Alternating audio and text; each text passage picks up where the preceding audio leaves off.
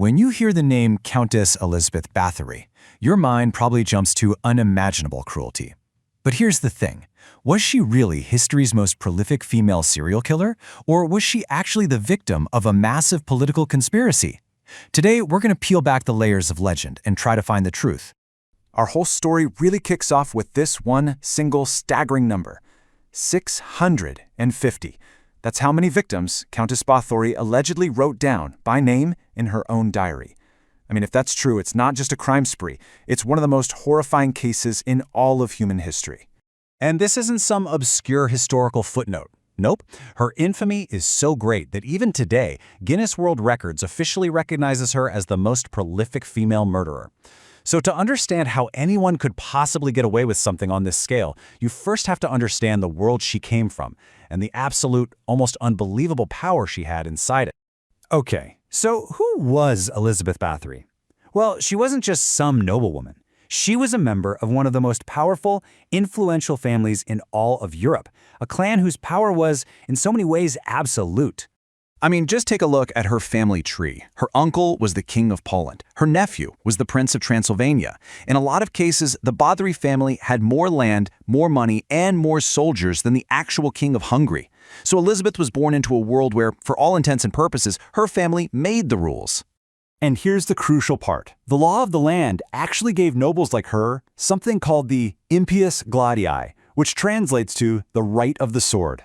This legally gave her the power of life and death over every single person living on her huge estates. It wasn't murder for a noble to kill a peasant. It was considered their legal right. So with that kind of absolute power as the backdrop, let's dive into the case against her, the official story that paints Báthory as a monster, a story built on hundreds of witness statements and some truly shocking confessions. The official story goes that it all started quietly. Young peasant girls from nearby villages would be offered jobs as servants at her castle. And you have to remember, this was an era of war and plague. People just disappeared all the time. So for years, nobody really noticed a pattern.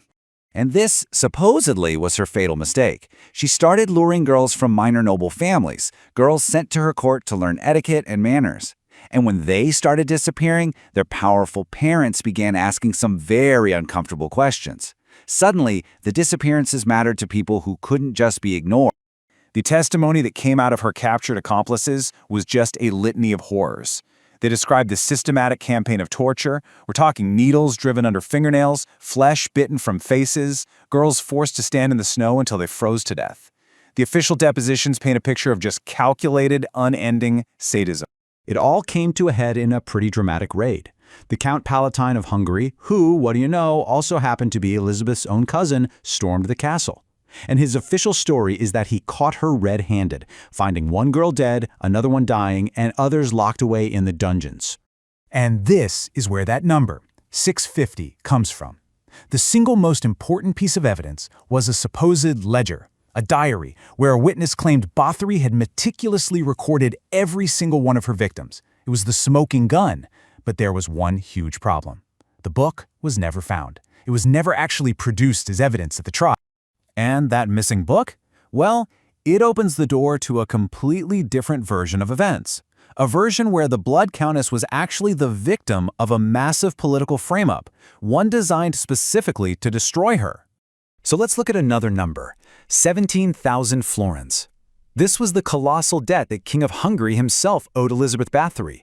Now, how convenient is it that if she were convicted of a major crime, all her lands would be forfeited, and all royal debts to her would be, you guessed it, canceled. Now that is a powerful motive.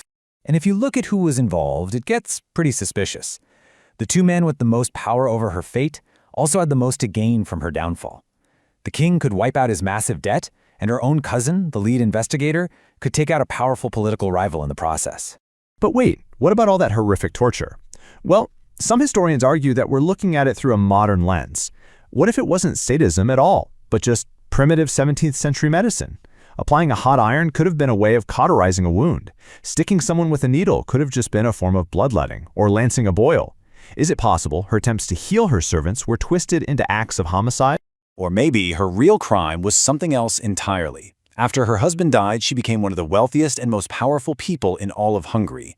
She was a Protestant in a mostly Catholic kingdom, she was highly educated, and she flat out refused to remarry. In other words, she was a woman who held immense power in a man's world, and maybe, just maybe, that made her a target.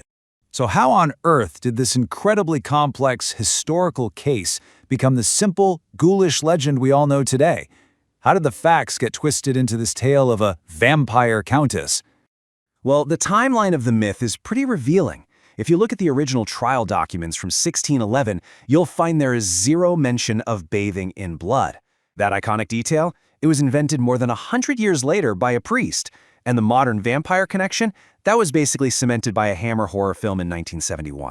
As for the Countess herself, she was never actually put on trial. To avoid shaming her incredibly powerful family, she was sentenced to house arrest and basically bricked up inside her own rooms at the castle.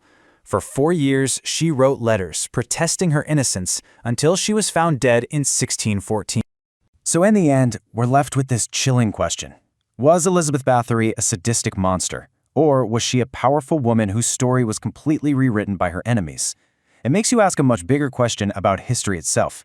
When the first draft is written by people with power, money, and fear on their side, how can we ever really know what the truth is?